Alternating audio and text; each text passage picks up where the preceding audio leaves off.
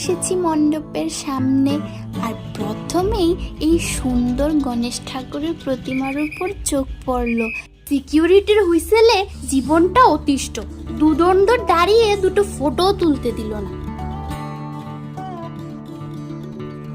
এই মণ্ডপের কারুকার্য কিন্তু দেখার মতো হয়েছে, তবে আর বেশিক্ষণ দাঁড়ানো যাবে না, ভিড় প্রচন্ড বেড়ে গেছে। এখান থেকে কয়েক পা এগোলেই রয়েছে এই পুজোটা।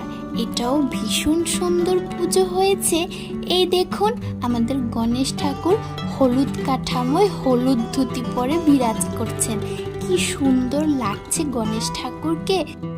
পুচকুর দেখা হলো এক মিষ্টি পুচকির সাথে, বেজায় খুশি। আবার চেয়ারেও বসতে হবে ওনার। কি কাণ্ড!